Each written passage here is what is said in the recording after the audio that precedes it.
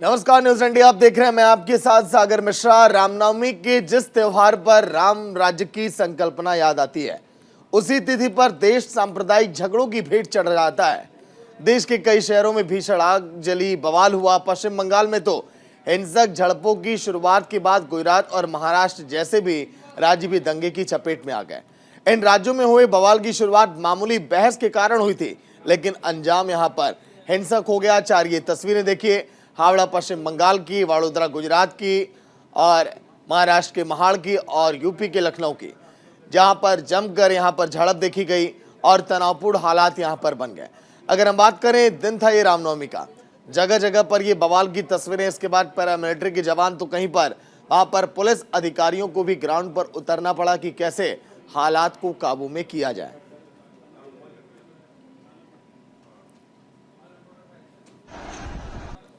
वहीं एक बड़ी खबर, रामनवमी के दिन पश्चिम बंगाल में बवाल, कई जिलों में दो गुटों में झड़प देखी गई। हावड़ा में हिंसा के बाद तनाव है। पत्थरबाजी के बाद गुस्साई भीड़ ने आगजनी कर दी, वाहनों को फूंक दिया, गाड़ियों पर पथराव भी किया गया। दिनाजपुर में शोभा यात्रा के दौरान हिंसा हुई, एक की मौत हो गई। बवाल के बाद इलाके में तनावपूर्ण माहौल है।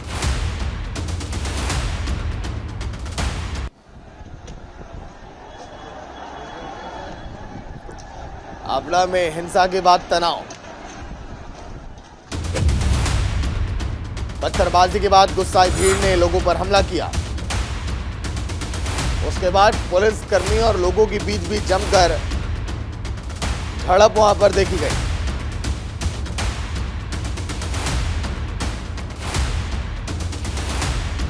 दिनाजपुर में शोभा यात्रा के दौरान देखिए किस तरह से तनाव वहां पर पैदा हो गया और कई लोग इसकी चपेट में भी आए।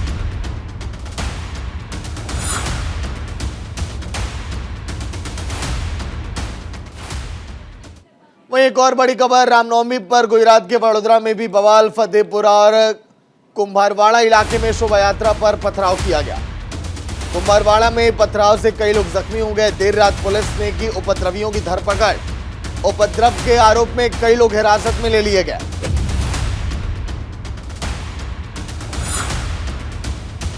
कुंभारवाड़ा में पथराव से कई लोग जख्मी। देर रात पुलिस ने उपद्रवियों की धरपकड़ की। गुजरात के वडोदरा में इसी तरह से बवाल को देखा गया। उपद्रव के आरोप में कई लोग हालांकि हिरासत में भी लिए गए।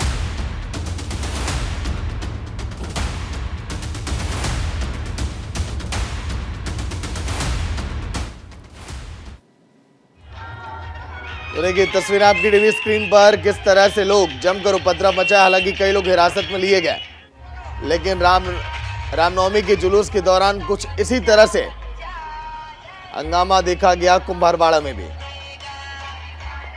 ये ट्वीट आप देखिए फिलहाल, जो अभिषेक सिंघवी ने लिखा कि भगवान राम भारत के, वही रामनवमी के पावन त्योहार पर देश भर में सांप्रदायिक तनाव बेचैन करने वाला है।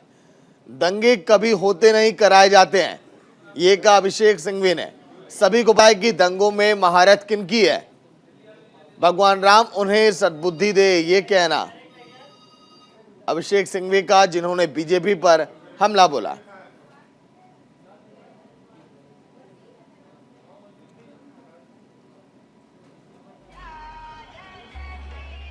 तो रामनवमी के त्योहार पर कई जगहों पर सांप्रदायिक तनाव इसी तरह से दिखाई दिया।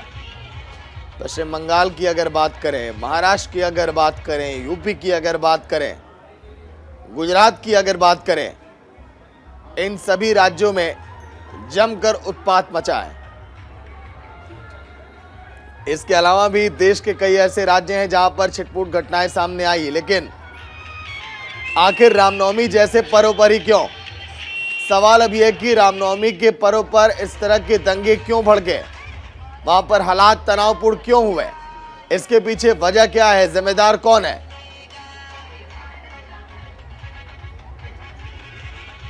जब इस तरह के कार्यक्रम होते हैं तो पुलिस की भी मुस्तैदी बहुत मायने रखती है।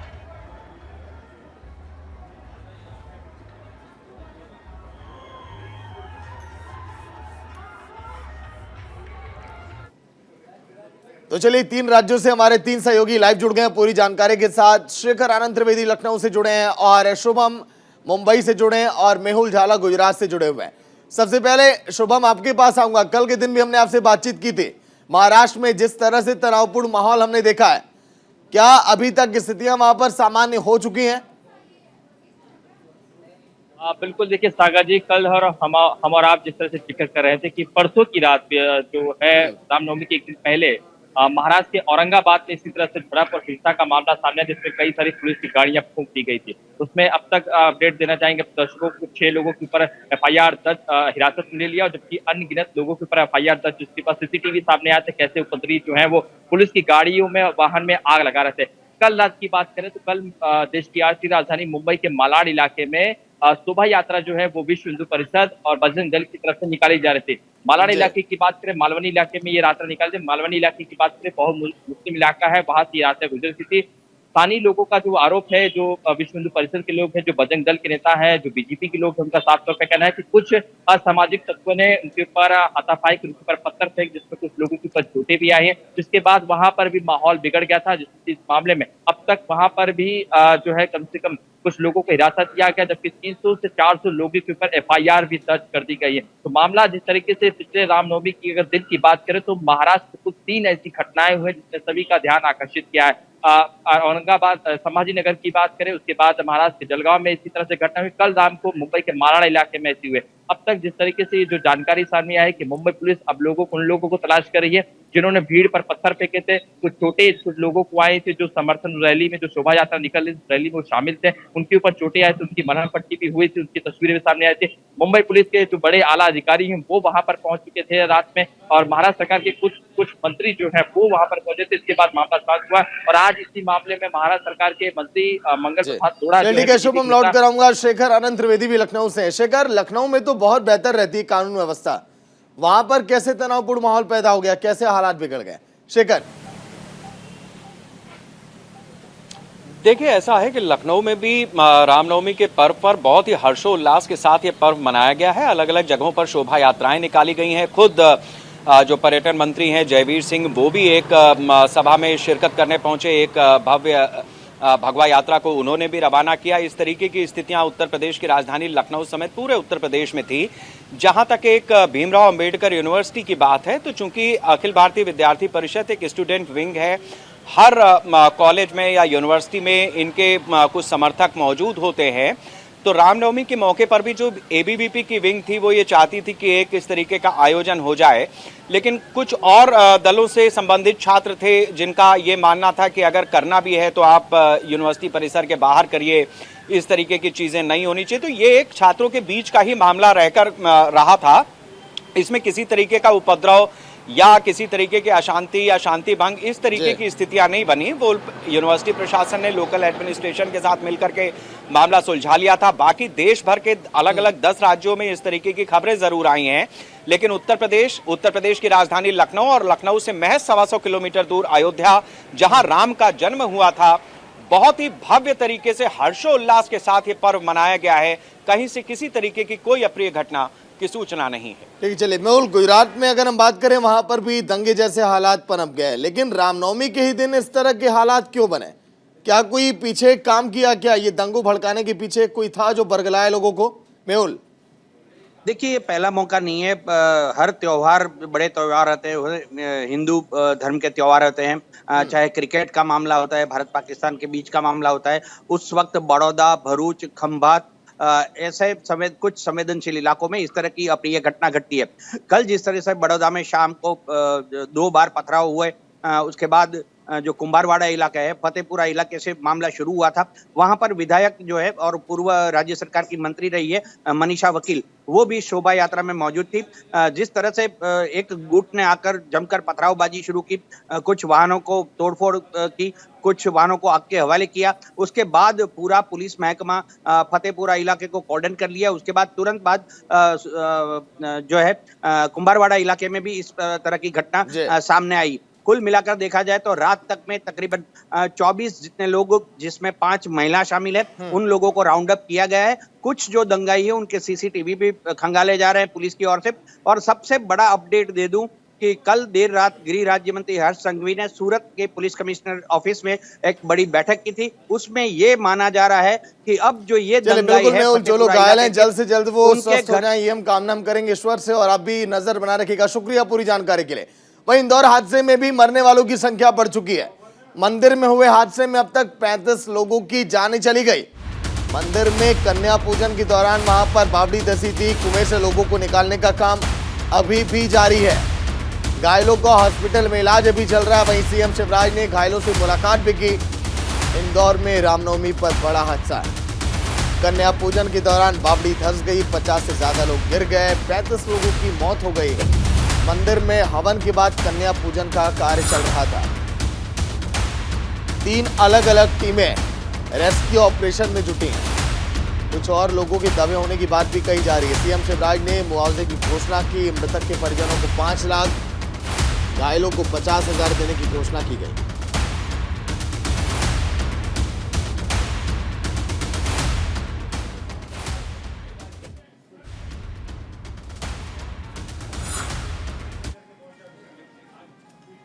तो देखिए किस तरह से इंदौर में रामनवमी पर यह बड़ा हादसा हुआ। मंदिर में कन्या पूजन हो रही थी, लेकिन उसके बाद हवन का कार्यक्रम चल रहा था। 50 से ज्यादा लोग गिर गए, 35 लोगों की मौत हो गई वहां पर, और अभी भी रेस्क्यू ऑपरेशन का दौर लगातार जारी है। अगर हम बात करें, 3 अलग अलग टीमें रेस्क्यू ऑपरेशन में लगी हैं, चाहे वो एनडीआरएफ हो, एसडीआरएफ हो, और तो और आर्मी के जवान भी अब उतर चुके हैं। कुछ और लोगों के दबे होने की आशंका है, क्योंकि कुआं बहुत गहरा था। कहा जा रहा 50 से 60 फीट उसकी गहराई थी। मृतक के परिजनों को 5 लाख और घायलों को 50,000 देने की घोषणा की गई। केंद्र की तरफ से भी मदद का ऐलान किया गया है। बात करें तो लगभग 2 लाख रुपए मिलेंगे केंद्र की तरफ से जो भी मृतक के परिजन हैं।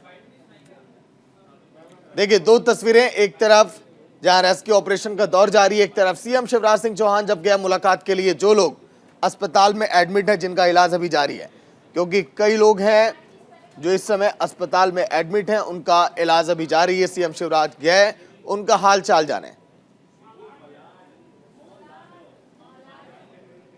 और दुर्भाग्यपूर्ण घटना है, लगातार रेस्क्यू ऑपरेशन चल रहा है। पूरा प्रशासन और मैं स्वयं भी रात भर बैठकर रेस्क्यू ऑपरेशन के संपर्क में था। अभी एक मिसिंग है, उनको ढूंढने के पूरे प्रयास चल रहे हैं। घटना की जांच के निर्देश दिए हैं। मजिस्ट्रेट जांच भी होगी जो जिम्मेदारी तय करेगी, और पुलिस ने प्रकरण भी पंजीबद्ध कर लिया है। जांच के आधार पर जो भी दोषी होंगे उनके खिलाफ कार्रवाई होगी।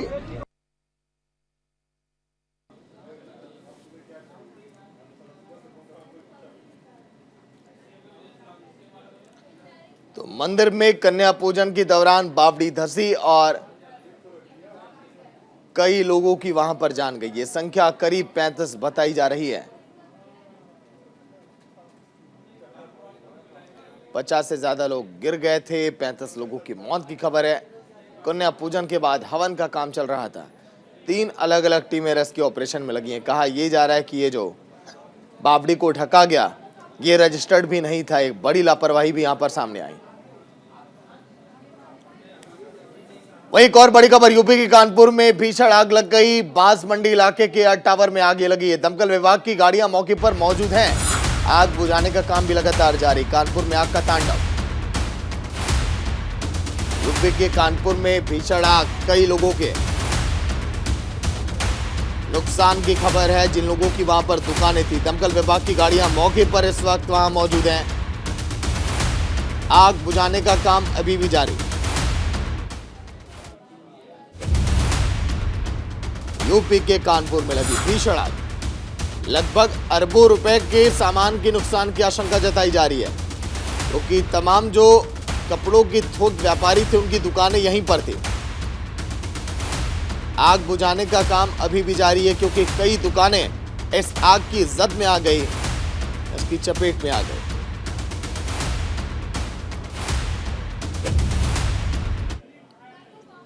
तो फिलहाल देखिए, सीएम ने जिक्र किया कि आज कानपुर में हुई अग्नि की दुर्घटना से बेहद दुखी हूं। फायर ब्रिगेड की टीमों के द्वारा युद्ध स्तर पर राहत और बचाव कार्य किया जा रहा है। जिला प्रशासन को घायलों के समुचित इलाज और प्रभावितों के हर संभव मदद की मैं आश्वासन देता हूं। वहीं प्रभु श्री राम से भी उन्होंने कामना की कि जल्द से जल्द इस हालात से लोगों को उबारे। फायर ब्रिगेड की टीमें भी लगी हैं युद्ध स्तर पे। आग पर नियंत्रण पाने का प्रयास किया जा रहा है। ऑपरेशन पिछले 6 घंटे से जारी है और अभी थोड़ा और समय लगेगा। हम उम्मीद करते हैं कि अगले 3-4 घंटे शायद और लगे और तब जाके हम इस पर नियंत्रण कर पाए। तो बांसमंडी इलाके में एयर टावर में आग लगी है। फायर ब्रिगेड की गाड़ियां इस समय वहां पर मौजूद हैं हालात को काबू में करने के लिए। अभी भी कई फायर ब्रिगेड की गाड़ियां वहां पर खड़ी दिखाई दे रही हैं। भीषण आग कानपुर की बांसमंडी इलाके में एयर टावर जहां पर आग लगी। एयरफोर्स आर्मी सीओडी और ऑर्डिनेट शॉर्ट सर्किट की वजह से आग लगने का अनुमान ये जताया जा रहा है। धीरे धीरे भड़कते हुए पूरी बिल्डिंग में आग ये फैल गई। बांसमंडी एयर टावर में ये भीषण आग की ये तस्वीर, दोनों तरफ की तस्वीरों को देखकर अंदाजा आप लगा सकते हैं कि आग ये कितनी भयानक है।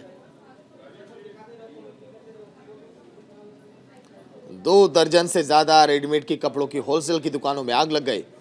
5 कॉम्प्लेक्स आग से तबाह हो गए। करीब 10 अरब से ज्यादा का नुकसान बताया जा रहा है। टावर में यूपी का सबसे बड़ा रेडीमेड होलसेल बाजार, कई जनपदों से फायर ब्रिगेड की गाड़ियां बुलाई गई। 50 से ज्यादा फायर ब्रिगेड की गाड़ियां आग बुझाने में लगी हैं और आग बुझाने में काफी दिक्कत आ रही है। एयरफोर्स आर्मी सीडीओ ऑर्डिनेट की गाड़ियां भी मौजूद हैं।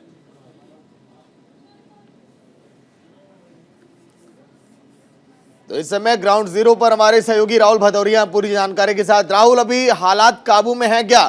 क्योंकि कई गाड़ियां अभी भी फायर ब्रिगेड की दिखाई दे रही हैं आपके पीछे। राहुल जी बिल्कुल, इस वक्त हम लोग जो कानपुर का जेएस टावर है, कल जहां पे अनवरगंज थाना क्षेत्र में आग लगी थी, हम लोग ग्राउंड जीरो पे ही मौजूद है और तस्वीरों के माध्यम से हम आपको दिखाना चाहेंगे कि आप देख सकते हैं कि कानपुर जिले के अलावा कई जिलों का फोर्स है वो मौके पे बुला लिया गया है और आप सामने देख सकते हैं अभी भी जो बचाव कार्य है वो जारी है। देखिए किस तरीके से फायर ब्रिगेड की जो गाड़ियां हैं वो किस तरीके से आग को बुझाने का प्रयास कर रहे हैं। आग अभी भी जो है लगी हुई है टावरों पे, क्योंकि ये कानपुर का और यूपी का कपड़े का केंद्र कहा जाता है। क्योंकि कानपुर की अगर कपड़े की मार्केट बात करें तो यहाँ से पूरे यूपी का उद्योग कपड़े का खासकर इन मार्केटों से ही होता है। क्योंकि यहाँ पे हमराज कॉम्प्लेक्स हुआ, जेएस टावर हुआ, इस टाइप की कई कॉम्प्लेक्स है जहां से पूरे उत्तर प्रदेश में जो है कपड़े का सप्लाई होता था। और कल देर रात शॉर्ट सर्किट की वजह से यहाँ पे आग लगने का कारण बताया जा रहा है। और आप साफ तौर पे तस्वीरों पे देख सकते हैं, ये एक्सक्लूसिव तस्वीरें जो है हम अपनी दर्शकों को दिखा रहे हैं कि किस तरीके से अभी भी जो राहत बचाव का कार्य है वो फायर ब्रिगेड के द्वारा किस तरीके से जारी है। और देखिए लगातार जो फायर ब्रिगेड के कर्मचारी हैं वो लगे हुए हैं। मौके पे पानी डाला जा रहा है, आग को बुझाने का प्रयास किया जा रहा है। क्रेनें आई हुई है, बड़ी बड़ी क्रेनें आई हुई हैं और मौके पे पूरे जिले का जो प्रशासन है वो है और जिले के। लेकिन राहुल, क्या शॉर्ट सर्किट ही आग लगने की वजह या फिर कुछ और बातें भी सामने आ रही हैं? और अभी तक नुकसान का आकलन क्या कहता है? मौके पर प्रशासनिक अमले के सारे अधिकारी आ चुके हैं। कई जिलों का फोर्स बुला लिया गया है, कई जिलों से जो है फायर ब्रिगेड की टीमें बुलाई गई है और युद्ध स्तर पर जो बचाव कार्य है वो जारी है। राहुल, अभी क्या ये क्लियर हो पाए कि आग लगने की मेन वजह क्या थी? क्योंकि अभी तक जो सामने आया कहा जा रहा है शॉर्ट सर्किट वजह थी, और नुकसान का आकलन अभी क्या कहता है?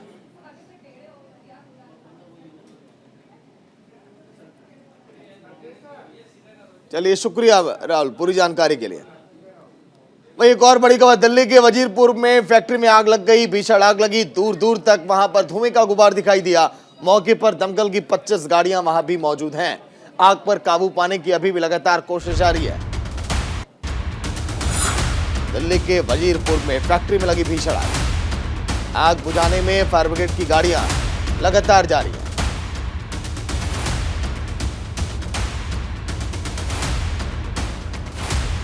मौके पर दमकल की 25 गाड़ियां इस समय आग बुझाने के प्रयास में लगी हैं। तस्वीरें देखिए आप, ये धुएं का गुबार ये बताता है कि आग ये कितना भयानक था।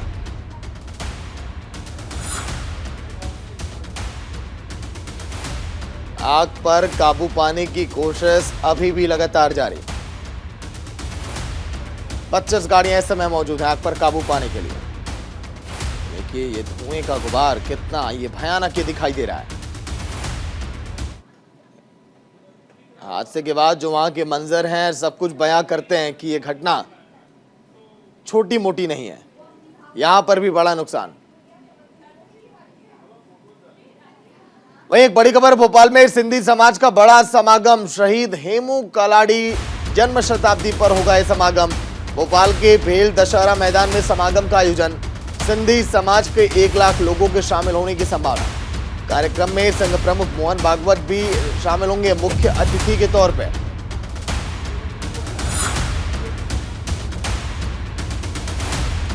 सिंधी समाज के 1 लाख से ज्यादा लोगों के शामिल होने की संभावना। कार्यक्रम में संघ प्रमुख मोहन भागवत मुख्य अतिथि के रूप में आपको दिखाई देंगे।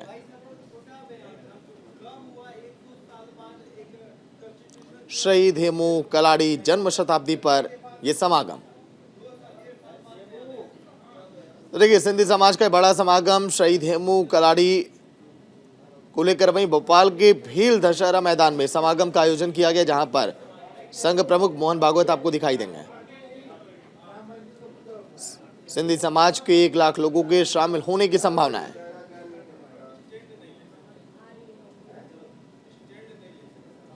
सिंधी समाज का यह बड़ा समागम, देश और दुनिया से समागम में शामिल होने लगभग सिंधी समाज के लोग आएंगे।